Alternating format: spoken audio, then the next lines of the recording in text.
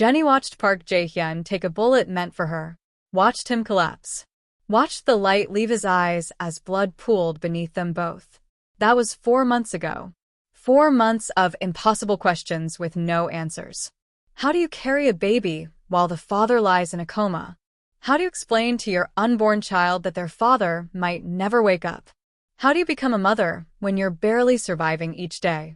Jiwoo's hatred stung her every time they passed in hospital corridors. 4 months of a detective digging into warehouse massacres and asking questions that could destroy everything. The constant reminder from Jae-hyun's underboss saying the organization was falling apart without its head and looking at her like she was supposed to fix it. She was just a financial analyst, a foreigner who'd fallen in love with the wrong man. Someone who analyzed numbers, not gave orders that ended lives. But 4 months changes people. 4 months of making impossible choices. Of stepping into roles she never wanted. Of looking in the mirror and seeing a stranger staring back. 4 months of becoming someone she swore she'd never be. And the terrifying part? She was good at it. Welcome to Afro-Korean Love Stories. Tales of Jenni's love life. Everything is crumbling. Her boyfriend on the brink of death, the law on her neck, and a new life forming inside her. I wonder how she plans to handle all of this. Stick around to find out more. Also, let me know in the comments which city you're watching from. I'm curious to know. Now, let's dive into it. The night of the shooting, Seoul's media went wild. Triad violence erupts at Pier 7. Multiple dead, one critical. The news played on every channel. Footage of the warehouse. Police tape. Body bags. Speculation about gang warfare and organized crime. Hyan saw it from her mother's hospital room across the city. Her hands went numb. Because she knew. Somehow, she just knew Jenni was involved. She grabbed her phone. Called. It rang 4 times before Jenni answered. Voice wrecked. Hyan. Oh my God. The news. The shooting at the pier. Tell me you're not. Tell me that's not. I'm at Seoul National Hospital. ICU. Jenni's voice cracked completely. He's in surgery. They don't know if he'll make it. I'm coming. Don't move. I'm coming right now. Hyan grabbed her things, told her sleeping mother she'd be back, and ran. She found Jenni in the ICU waiting room at 3 a.m. Alone. Covered in dried blood that wasn't hers. Staring at nothing with eyes that had seen too much. Jenni. Hyan pulled her into a fierce hug. What happened? And Jenni broke. Told her everything. The kidnapping. The rescue. The man who was supposed to be dead. The gunshot. Jae-hyun pushing her out of the way. His blood everywhere. The ambulance ride where his heart stopped twice. They got it beating again, Jenni whispered. But he's in a coma. They don't know when or if he'll wake up. Oh God. Jenni, I'm so sorry. They sat together in the sterile waiting room. Hyan holding Jenni while she shook. Neither of them knowing what to say. Jenni couldn't speak. Couldn't breathe. Could only stare as the truth crashed over her. Pregnant. She was pregnant with Jae-hyun's baby while he lay in a coma fighting for his life. I need to see him, she managed. Of course. The doctor nodded. Led her through sterile hallways to ICU. To the room where Jae-hyun lay unconscious. Tubes everywhere. Machines beeping steady reassurance that his heart still beat. Jenni took the chair beside his bed. Took his hand. And told him the news he couldn't hear. I'm pregnant, she whispered. We're going to have a baby. So you need to wake up. You hear me? You need to come back. His hand stayed limp in hers. His eyes stayed closed. Hyan stood in the doorway, tears streaming down her face. That's when the shouting started. Voices in the hallway. Korean. Angry. Getting closer. Where is she? Where's the woman who got my brother shot? Jiwoo. She burst into the room like a storm. Eyes wild with grief and rage. Saw Jenni sitting by Jae-hyun's bed and something in her snapped. You.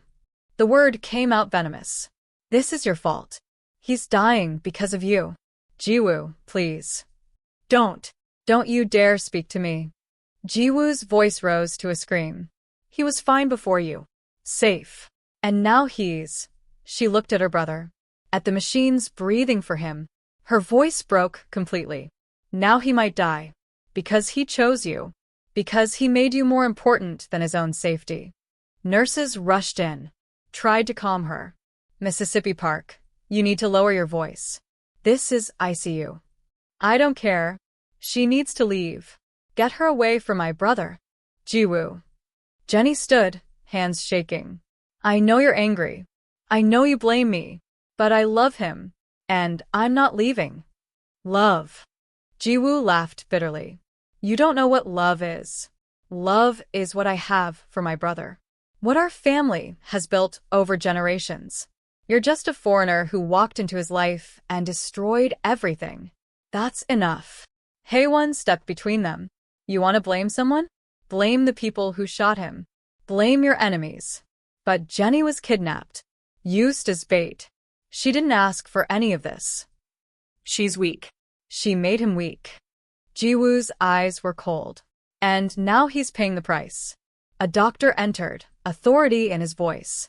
Miss Park, I understand you're upset. But this is a hospital. Your brother needs rest. If you can't control yourself, I'll have to ask you to leave. This is my family's hospital, Jiwoo said flatly. You work for us. Don't forget that. The doctor's expression tightened, but he said nothing. Because she was right. The hospital was owned by the Park Syndicate. Everyone here was on their payroll. Jiwoo looked at Jenni one last time. Stay away from him. You've done enough damage. Then she left. And the ICU felt colder in her absence. Jenni sank back into her chair, shaking violently. She's grieving, Hyan said softly. She doesn't mean it. Yes, she does. Jenni's hand moved to her stomach. Flat still. Unchanged. But inside, a life was growing. She's always meant it. I was just too stupid to see. What are you going to do? I don't know. Jenni looked at Jae-hyun's unconscious face. I don't know anything anymore. Hyan stayed. Called Maya and Chioma. Told them what happened. Within 24 hours, all three friends had dropped everything and flown to Seoul. Maya arrived first. Took one look at Jenni and started crying. Oh, honey, come here. They held each other in that hospital waiting room while machines beeped and nurses passed, and life continued around them. When Chioma arrived that evening, straight from the airport, still in her London work clothes, the four of them sat together like they always had. Supporting, holding, being there. They stayed with her, took shifts sitting vigil, made sure she ate, held her when she cried at 3 a.m. For 3 days, it almost felt manageable. Like maybe she could survive this with her friends beside her. Then the detective showed up. Day 4. Morning. Jenni was alone with Jae-hyun when a man in a cheap suit entered. 40s. Tired eyes. Badge on his belt. Jennifer Lawrence? Her stomach dropped. Yes. Detective Kim Min-jae. I need to ask you some questions about the incident at Pier 7. I already gave my statement to the police. That was the initial response. I'm conducting a follow-up investigation. He pulled out a notepad. You were kidnapped, correct? Yes. By members of a rival organization. And Park Jae-hyun came to rescue you. That's right. With armed men. Who killed 7 people in that warehouse. Jenni's mouth went dry. I was unconscious for most of it. I don't know what happened. Really? Because witnesses say you were awake. That you saw everything. Detective Kim's eyes were sharp. Miss Lawrence, do you know what the Park family does? The real business, not the legitimate fronts. I work in financial analysis. I handle their corporate accounts. So you're aware of the money laundering, the shell corporations, the illegal operations hiding behind legitimate business. I don't know what you're talking about. I think you do. He leaned forward. I think you know exactly what the Park Syndicate is. And I think you're protecting them. My boyfriend is in a coma. I'm not protecting anyone. I'm just trying to survive. Your boyfriend is a criminal. The head of one of Seoul's most dangerous organizations. And 7 men are dead because of what happened at that warehouse. Detective Kim's voice hardened. Someone needs to answer for that. If Park Jae-hyun can't because he's unconscious, then someone else will. Fear shot through her. Are you threatening me? I'm telling you the law applies to everyone. Even powerful families who think they're untouchable. He stood. I'll be in touch, Miss Lawrence. Don't leave Seoul. He left. Jenni sat frozen, Detective Kim's words echoing. Someone needs to answer for that. The law applies to everyone. She needed help. Needed advice. Needed. The door opened. A man entered. Tall. Scarred. Familiar in a way that made her stomach flip. She'd seen him before. In meetings. Standing behind Jae-hyun. Silent. Dangerous. Miss Lawrence. His voice was rough. Respectful. I'm Han Suk. I serve as underboss for the organization. The underboss. Jae-hyun's second in command. What do you want? To talk. About what happens next. He glanced at Jae-hyun's unconscious form. The boss is down. The organization needs leadership. Rivals are circling. Deals are falling apart. His eyes met hers. Someone needs to step up.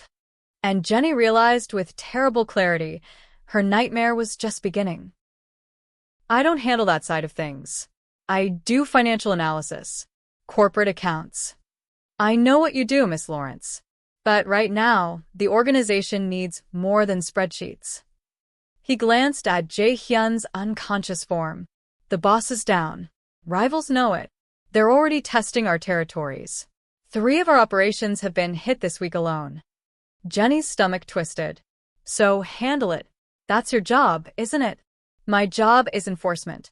Muscle. Strategy. Han Suk's expression was carefully neutral. But the final decisions? Those came from him. And now he can't make them. Then make them yourself. It doesn't work that way. The organization has structure. Hierarchy. Without the boss giving orders, everything falls apart. Men start questioning leadership. Rivals see weakness. Partners start looking for new alliances. He leaned against the wall. We need someone at the top. Even temporarily. What about Ji-woo? She's family. She knows the business. Miss Park is not in a state to lead right now. Grief has made her unpredictable. Dangerous. He paused. You, on the other hand, have been handling our financial operations for years.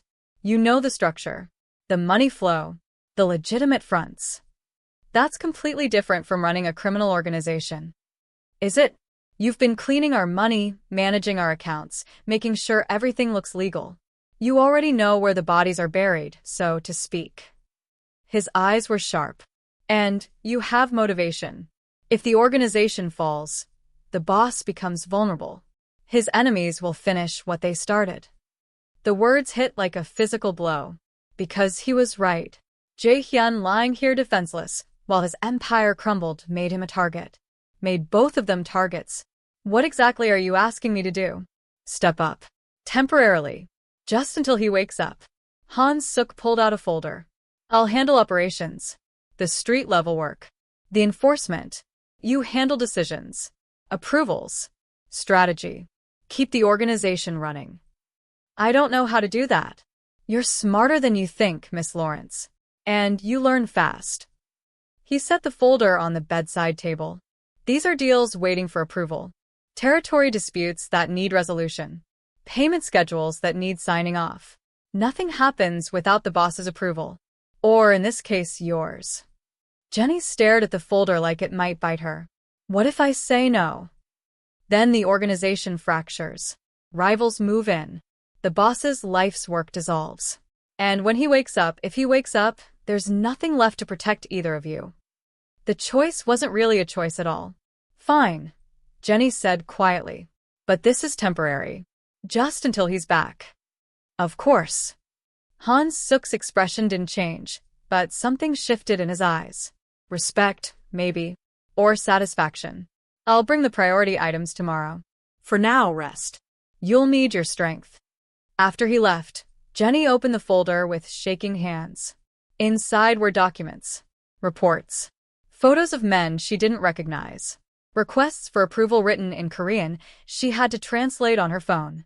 One caught her attention. A dispute over territory in Gangnam. A rival group had moved into one of their areas.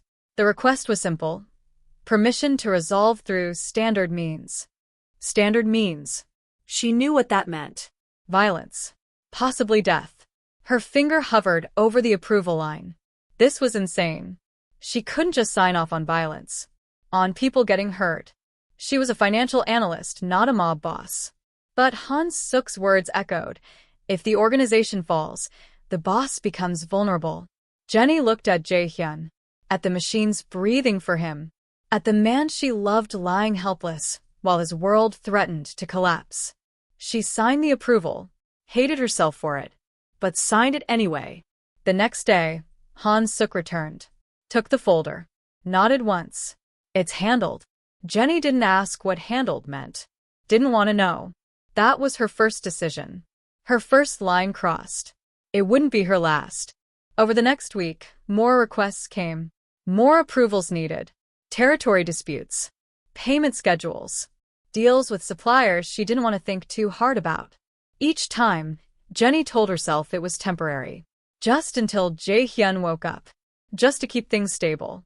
Each time, it got a little easier to sign.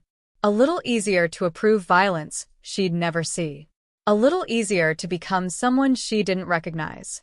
Her friends noticed. Maya, Chioma, and Hwan had been staying in Seoul for a week now. Rotating shifts at the hospital. Making sure Jenni ate. Reminding her to take prenatal vitamins she'd hidden from everyone except Hwan. But they noticed the change. The way Jenni's phone never stopped ringing. The way Han Suk came daily with folders she'd disappear to handle. The way her eyes had gone cold and distant. Jenni, Maya said carefully one evening. What's going on?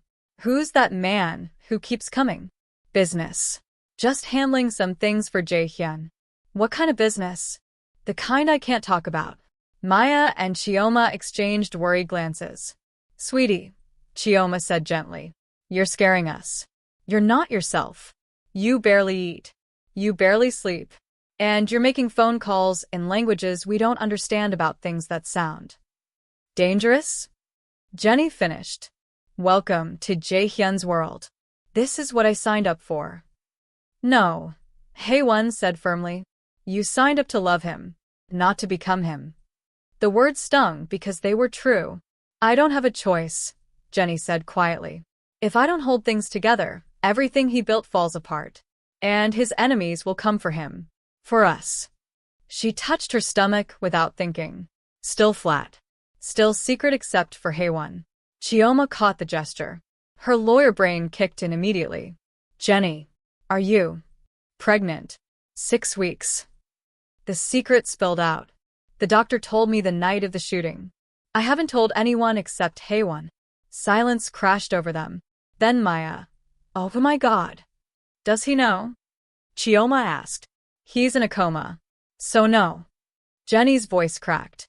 I tell him every day. Hope somehow he can hear me. But she couldn't finish. Couldn't voice the fear that he'd never wake up. That she'd raise this baby alone. That their child would never know their father. Her friends surrounded her. Held her while she cried. We're here, Maya whispered. Whatever you need. We're here. But even as they said it, Jenni could feel the distance growing. Could feel herself becoming someone they didn't recognize. Someone she didn't recognize. And the worst part? She was starting to like the power. Starting to like the way men listened when she spoke. The way problems disappeared with a signature. The way fear and respect looked remarkably similar. She was becoming the monster Jae-hyun had tried to protect her from. And she couldn't stop. Didn't want to stop. Because stopping meant losing him. And Jenni would burn the world down before she let that happen. Even if it meant burning herself in the process. If you were Jenni, would losing the baby be your breaking point? The moment you walk away from everything and choose yourself? Or would pushing away your support system for calling you out on irreversible changes your decisions are causing you? Or would you keep going for love rather than think of where it all went wrong and blaming Jiwoo for not stepping up sooner?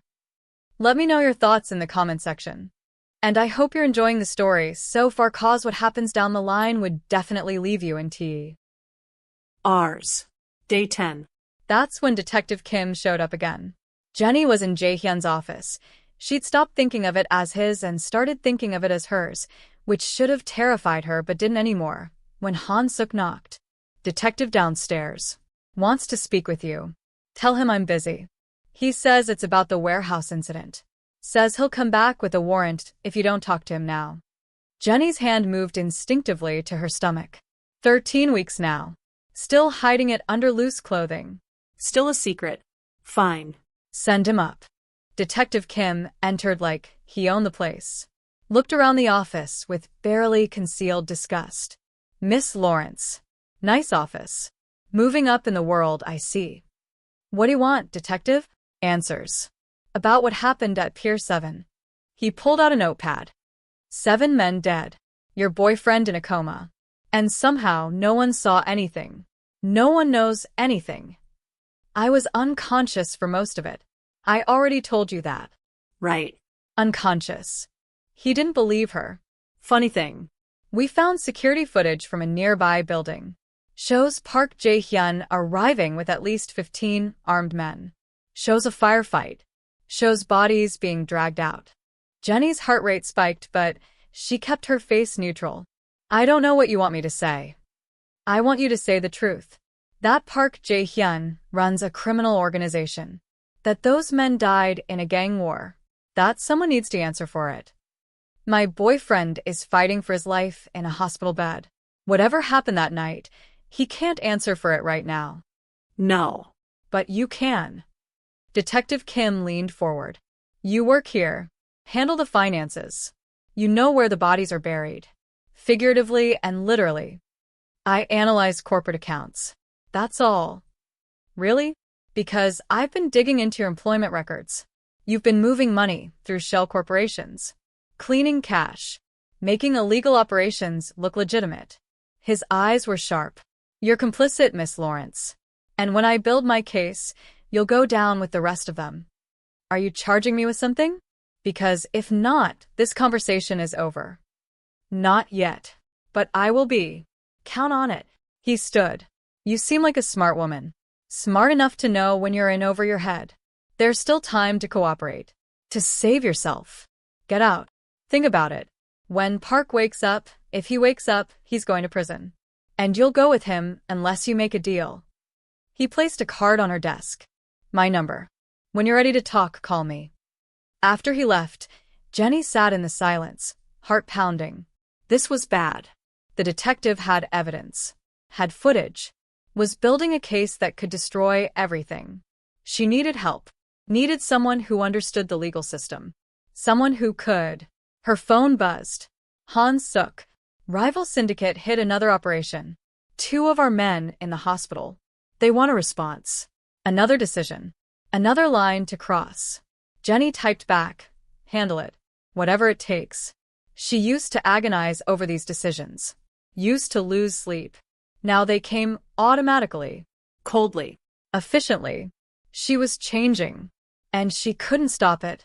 That evening, her friends confronted her. They'd been in Seoul for 2 weeks now, watching her transformation with increasing alarm. Finally, they'd had enough. We need to talk, Maya said. No preamble. Just direct.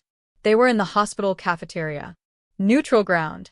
Away from Jae-hyun's room and the constant beeping of machines. About what? About you. Chioma's lawyer voice came out. About what you're becoming. I'm handling things. That's all. You're running a criminal organization, Maya said bluntly. Don't pretend you're not. We see the men coming and going. The phone calls. The way you give orders like you've been doing it your whole life. Someone has to. Why you? Hye-won asked gently. Why does it have to be you? Because Ji-woo won't. Because if I don't, everything falls apart. Because... Jenni's voice cracked. Because I can't let his enemies finish what they started. I can't let him die because his organization collapsed while he was unconscious. So, you're sacrificing yourself instead? Chioma leaned forward. Jenni, look at yourself. Really look. You're not eating. You're barely sleeping. You're pregnant and under incredible stress. And you're making decisions that could land you in prison.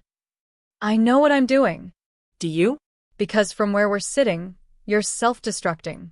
You're becoming exactly what he tried to protect you from. Maybe that's what it takes to protect him. Silence fell heavy between them. Finally, Maya spoke, voice thick with emotion. We can't watch this anymore. Can't watch you destroy yourself. Then don't watch. Go home. The words came out harsher than intended, colder. Her friends flinched. We're worried about you, Hye-won said, tears in her eyes. We love you, but you're pushing us away, becoming someone we don't recognize. Good. Because the person you knew couldn't survive this world, couldn't do what needs to be done. Jenni stood. I appreciate you coming, but I don't need protection. I don't need saving. I need you to trust that I know what I'm doing. We can't. Chioma's voice was firm. We can't stand by and watch you become a criminal. Watch you risk everything, including that baby, for an empire that's not even yours. It is mine. It became mine the moment he took that bullet. Listen to yourself. Maya's voice rose. You sound like them, like the people who kidnapped you, like the world that almost killed you both. Maybe that's what it takes to survive in it. They stared at each other across an impossible distance. We're leaving, Chioma said finally. Going back to our lives. But Jenni, if you need us, really need us, call. We'll come. But we can't stay and watch this. I understand. Do you? Do you understand that we're terrified for you? That we see you losing yourself and we're powerless to stop it? I'm not lost. I'm exactly where I need to be. Hye-won stood, hugged her tight. I love you, but I can't watch you do this to yourself anymore. Maya and Chioma hugged her too. All of them crying now. Then they left. And Jenni stood alone in the cafeteria, watching her friends walk away, feeling nothing. The numbness should have scared her. Instead, it felt like armor. 3 days later, Ji-woo finally broke her silence. She appeared in Jae-hyun's office, Jenni's office, without warning.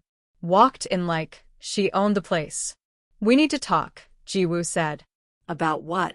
About the detective asking questions. About rivals pushing into our territory. About the fact that you've been running my brother's organization for 2 weeks, and I've been too grief-stricken to care. Jenni met her gaze steadily. And now I'm paying attention. Ji-woo sat down uninvited. I've been watching, listening, hearing reports about how you've been handling things. Here to tell me I'm doing it wrong? Here to tell you you're doing it better than I expected.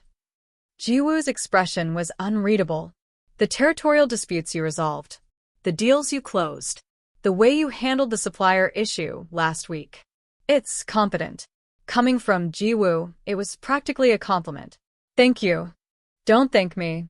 I still blame you for the bullet in my brother's chest. But she paused. But I'm not blind. The organization needs leadership. And right now you're providing it. So, what do you want? To help. The detective is a problem. A serious one. He's been talking to people, offering deals, building a case. Ji-woo pulled out a folder. I have connections in the police department. Sources who keep me informed. Detective Kim is obsessed. He thinks bringing down the Park family will make his career. Can you stop him? Maybe. But not alone. We need to work together. You handle the business operations. I'll handle the legal threats and political connections. Her eyes were hard. For my brother's sake, not yours. I don't care why you're helping as long as you help. Good. Because if we don't stop this detective, everything my family built over 3 generations disappears. And my brother wakes up to nothing. They looked at each other across the desk. Former enemies. Fragile allies. Okay, Jenni said. Let's protect what's his. What's ours? Ji-woo corrected.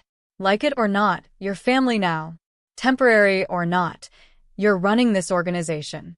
That makes you one of us. The words should have filled Jenni with dread. Instead, they felt like acceptance she'd been craving. And that terrified her more than anything. Week 16.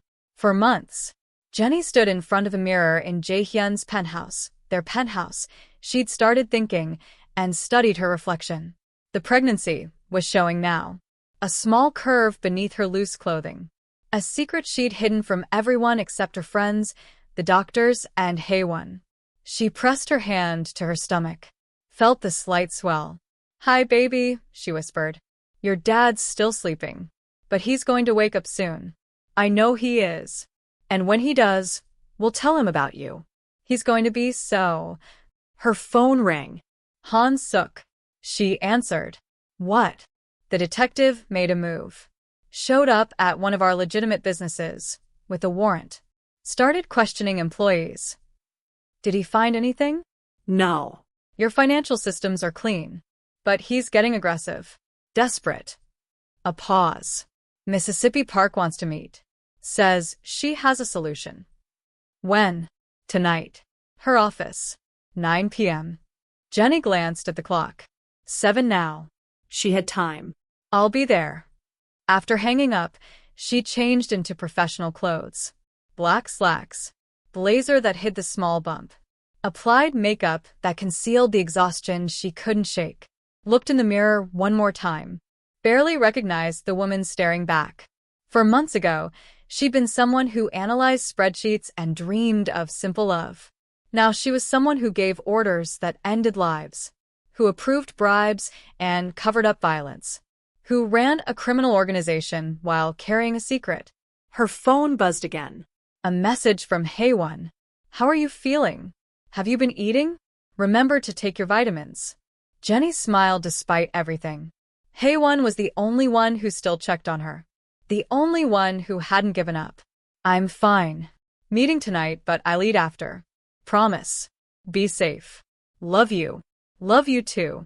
The meeting with Jiwoo went longer than expected. They discussed the detective, the evidence he was gathering, the employees he'd questioned. Jiwoo had sources in the department who said Detective Kim was close to building a case. "We need to handle this permanently," Jiwoo said. "Make him back off or make him disappear. We're not killing a detective." "I didn't say kill. I said handle." Jiwoo's expression was cold. "There are other ways." Bribes. Blackmail. Pressure from his superiors. "The police chief is already on our payroll." "Then we use that.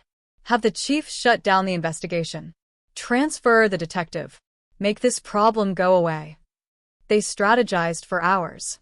Went through options. Made plans. By the time Jenni left Jiwoo's office, it was past midnight. She was exhausted. Hungry. The baby had been making her nauseous all day, and she'd barely kept anything down. The drive back to the penthouse felt endless. Halfway there, the cramping started. Low. Sharp. Wrong. Jenni's hand went to her stomach. No. "No, please." The pain intensified, radiating through her abdomen, making her gasp. She pulled over, fumbled for her phone, called Han-suk. "I need a car. Now." Something's wrong." "Where are you?" She gave him the location. He was there in minutes. One look at her face, and he understood. Hospital. Now. The emergency room was chaos. Doctors. Nurses. Questions she could barely answer through the pain. They took her back immediately. Ran tests. Did an ultrasound. The doctor's face told her everything before the words came. "Miss Lawrence, I'm so sorry. There's no heartbeat. You're experiencing a miscarriage." The world stopped. No. "That's not check again. Please check again." "I'm sorry. Sometimes these things happen, especially with high stress levels. There's nothing." "Check again." But they did. And the result was the same. No heartbeat. No baby. Just loss. They kept her overnight. Monitored the miscarriage. Made sure there were no complications. Jenni lay in the hospital bed. Not Jae-hyun's hospital. A different one. Because she couldn't bear to be in the same building where he lay unconscious and felt nothing. The numbness that had become armor now felt like drowning. She'd lost the baby. Lost the one piece of Jae-hyun she could have kept if he never woke up. Lost the future they'd never planned, but she'd started imagining anyway. And it was her fault. The stress. The decisions. The violence she'd approved. The darkness she'd embraced. She'd killed their baby by becoming the monster. Han-suk came.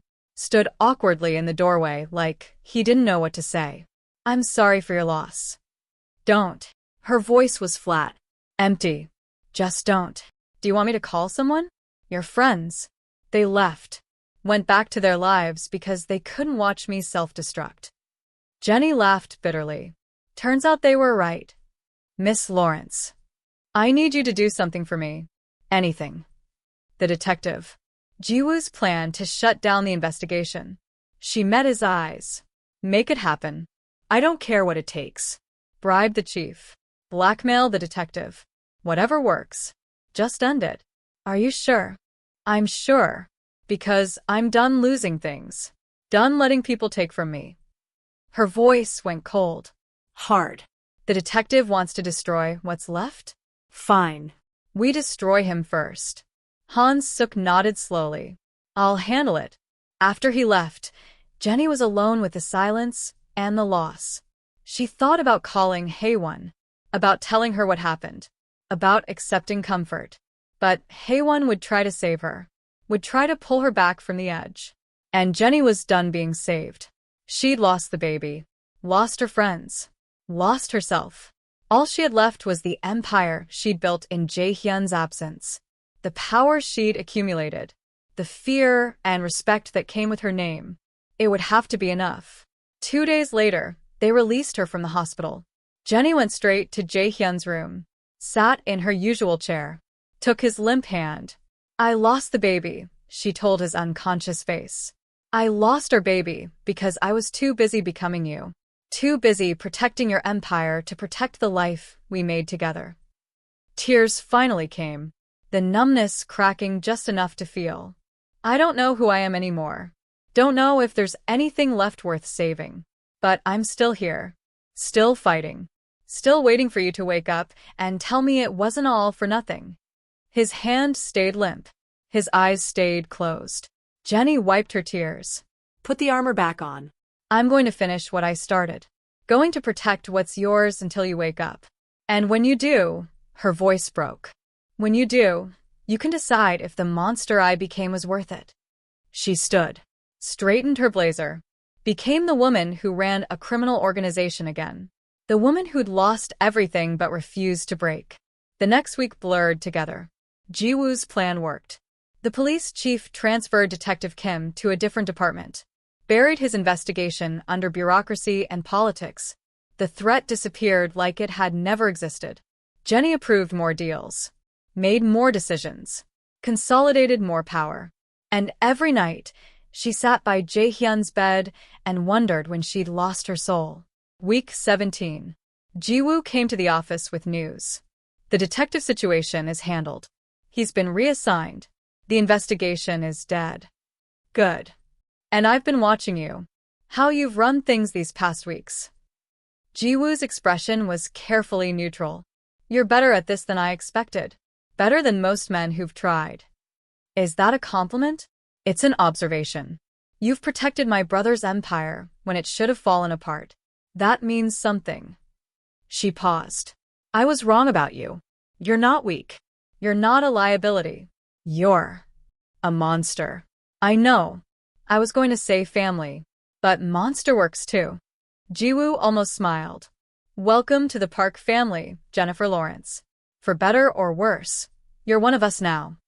The acceptance Jenni had craved for months felt hollow now, but she nodded anyway. For better or worse. After Jiwoo left, Jenni sat in the office that had become hers. Looked at the empire she'd inherited. The power she'd accumulated. The respect she'd earned through fear and blood. And wondered what it had cost her. Everything, probably. But she'd do it again. Would make the same choices. Would become the same monster. Because protecting Jae-hyun, keeping him safe until he woke up, was worth any price. Even her soul. Even their child. Even herself. Month 4 ended. Month 5 began. The weight of Jae-hyun's world pressed down on Jenni's shoulders like physical force. Every decision. Every approval. Every compromise of her soul. She gathered her things from the office, his office, her office, their office, she didn't even know anymore, and drove straight to the hospital. This had become her routine. End the day by telling unconscious Jae-hyun everything he'd missed. Everything she'd done in his name. Everything she'd become. Tonight felt heavier than usual. Maybe because of the miscarriage still raw in her chest. Maybe because Jiwoo's acceptance felt like the final nail in the coffin of who she used to be. Maybe because she was so tired of carrying this alone. She entered his room. The familiar beeping of machines. The sterile smell. The man she loved lying still as death, but technically alive. Jenni took her usual chair. Took his hand. "Hey," she said softly. "It's me again. I know you're tired of hearing my voice by now, but..." Her voice cracked. "But I need you to wake up. Please. I can't do this much longer. Can't be this person much longer." She told him about the detective. About Jiwoo's plan. About how the investigation was dead and buried. "We won," she whispered. "We protected everything you built. But I don't feel like I won. I feel like I lost everything that mattered." The machines beeped their steady rhythm. "I lost the baby." Saying it out loud still hurt. "Lost our baby because I was too busy becoming you to take care of myself. Too busy playing mob boss to protect the life we made." Tears fell. She didn't bother wiping them away. "And my friends are gone. They left because they couldn't recognize me anymore. Because I pushed them away. Because..." The monitor's beep changed. Just slightly. A variation in the rhythm. Jenni's head snapped up. Then she saw it. His eyelid. A twitch. Barely there, but definitely movement. Her breath caught. Jae-hyun. His finger moved. Just a fraction. But it moved against her palm. Oh my God. She lunged for the emergency button. Pressed it frantically. "Nurse. I need a nurse." Then she ran. Out of the room. Down the hallway. Searching desperately. "Where's the doctor?" she shouted at the top of her voice. "Where is he? I think something's happening." He moved. A nurse appeared. "Miss Lawrence, calm down." No. "You don't understand." He moved. His finger moved. "Get the doctor." Now. The nurse's eyes widened. She grabbed a phone. Made a call. Jenni didn't wait. Ran back toward Jae-hyun's room, the doctor following close behind. But when she turned the corner, she stopped. A couple of nurses had arrived before her. They were standing at the door, blocking her view, their faces unreadable. Jenni's heart raced. She could only imagine the worst. That the movement had been nothing. A muscle spasm. False hope. Or worse. That something had gone wrong. That the brief signs of life were actually signs of. She pushed past them. And that was when she saw it. OMG, what do you think is going to happen, besties? First was losing the baby, then her support system, then herself, and now there's a possibility she might lose him too. I wonder why she didn't walk away sooner and avoid all this. Can her heart really take another loss? Stay with me, let's see what happens next. If you're enjoying this amazing series on Jenni's love life, please drop a heart in the comment. I read all your comments and I appreciate the love. Let's get back into the story. Park Jae-hyun's eyes were open. Not fully. Not alert. But open. Staring at the ceiling with unfocused confusion. Alive. Awake. Back. Oh my God. Jenni's legs nearly gave out. Oh my God, he's awake. The doctor rushed past her. Started checking vitals. Shining lights in Jae-hyun's eyes. Asking questions in Korean that got no response. Mr. Park, can you hear me? Squeeze my hand if you can hear me. Nothing. Just those unfocused eyes staring at nothing. It's normal, the doctor said, noticing Jenni's panic. He's been in a coma for 4 months. It'll take time for him to fully regain consciousness. This is a good sign. A very good sign. Jenni moved closer. Took Jae-hyun's hand carefully. Jae-hyun? It's me. It's Jenni. Can you hear me? His eyes shifted. Slowly. So slowly. Until they found her face. Recognition flickered. Faint but there. His lips moved. No sound came out. But she read the shape. Jenni. Tears streamed down her face. Yeah. It's me. I'm here. I've been here the whole time. His hand squeezed hers. Weak. Trembling, but deliberate. He was really awake. The next hours were chaos. More doctors. More tests. Evaluating brain function, motor skills, memory. Jiwoo arrived within the hour, face streaked with tears, speaking rapid Korean to her brother, who could only manage weak nods. Jenni stood back, watched the reunion, felt like an outsider in a moment that should have included her. But she'd waited 4 months for this. Could wait a few more hours. Finally, the doctors cleared the room. Said he needed rest. That they'd continue evaluations tomorrow. Jiwoo touched Jenni's arm as she left. Thank you. For everything you did while he was gone. For protecting what's ours. Ours. Not his. Ours. The acceptance still felt surreal. When everyone left, Jenni returned to Jae-hyun's room.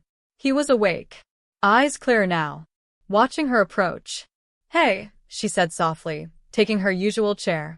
Welcome back. His voice was rough. And used. How long? 4 months. You've been out for 4 months. She watched him process that. Saw the confusion. The fear. What happened? You got shot. Saving me. The bullet collapsed your lung, and you fell into a coma. She squeezed his hand. But you're awake now. That's what matters. For months. He looked at her. Really looked.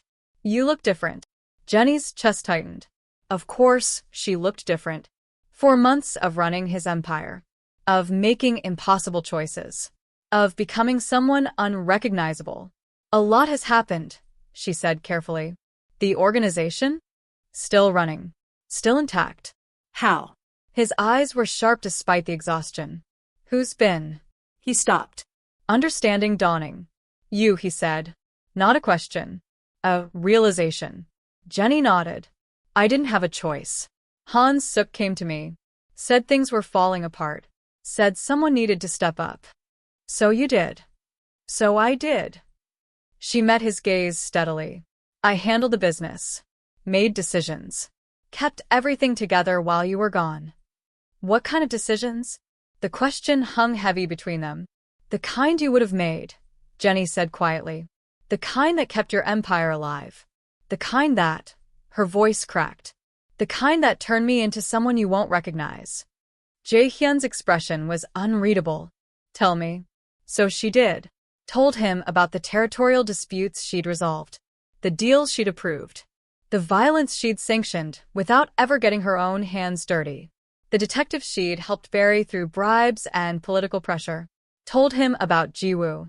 How they'd gone from enemies to fragile allies. How his sister had finally accepted her as family. Told him about her friends. How they'd come to support her and left because they couldn't watch her self-destruct. And finally, voice breaking completely, told him about the baby. I was pregnant. Found out the night you were shot. 6 weeks. Tears streamed down her face. I was going to tell you when you woke up. Was going to surprise you. But she couldn't continue. Couldn't say the words. What happened? His voice was gentle. Careful. Miscarriage. For months in. The stress. The pressure. Everything I was doing. She wiped her eyes. I lost our baby because I was too busy becoming you to protect what we'd made together. Silence filled the room. Then Jae-hyun squeezed her hand. Come here. Jenni moved closer. He pulled her down carefully, wrapped his arms around her despite the tubes and wires. I'm sorry, he whispered. I'm so sorry you had to carry all of that alone. I didn't have a choice. You always have a choice. You could have walked away. Could have let it all burn. Could have chosen yourself instead of my empire. And let your enemies finish what they started? Let everything you built collapse? She pulled back to look at him. I couldn't do that. So, you sacrificed yourself instead. His hand cupped her face. Became the monster I tried to protect you from. I became what I needed to be to survive. To keep you safe. And it cost you everything. Our child. Your friends. Yourself. His eyes were filled with pain. Jenni, I never wanted this for you. Never wanted you to become this. I know. But I did it anyway. And I'd do it again. She met his gaze steadily. Because loving you means protecting you. Even when you can't protect yourself. Even when it destroys me. You shouldn't have had to. But I did. And now I'm here. Changed. Harder. Colder. Someone you probably won't recognize anymore. Her voice dropped to a whisper. Can you still love me? Knowing what I've become. Jae-hyun pulled her close again. I loved you when you were the brilliant analyst who refused to be intimidated. I loved you when you survived my world and stayed anyway. I love you now, even changed. Especially changed. Because you became this to protect what's mine. To protect me. I lost her, baby. I know. And we'll grieve that together. But Jenni, he tilted her face up. You're alive. I'm alive. We survived. That has to count for something. Does it? When I don't even recognize myself anymore? Then we figure out who you are now. Together. He kissed her forehead. But first I need to know something. Are you done? With the organization? With running things? Can you walk away? Jenni thought about it. Really thought. About the power she'd accumulated. The respect she'd earned. The fear that came with her name now. About the decisions that still needed making. The empire that still needed protecting. About the woman she'd been 4 months ago versus who she was now. I don't know, she admitted. I don't know if I can just turn it off. Don't know if there's anything left of the person I used to be. Then we'll find out. One day at a time. Jae-hyun's grip tightened. But Jenni, I need you to promise me something. What? That you'll let me carry this now. Let me take back the burden you've been carrying alone. Let me protect you the way you've been protecting me. What if I don't want to be protected anymore? What if I like the power? Then we navigate that together too. But I'm awake now. You don't have to do this alone anymore. Jenni collapsed against him. Let herself break in his arms for the first time in 4 months. Let the armor crack and the tears fall and the grief pour out. For the baby they'd lost. For the woman she used to be. For the innocence that was gone forever. Jae-hyun held her through it all. Whispered promises in Korean she couldn't translate but understood anyway. They'd survive this. Together. Eventually, exhaustion pulled at him. His eyes drooped. Sleep, Jenni said. You need to rest.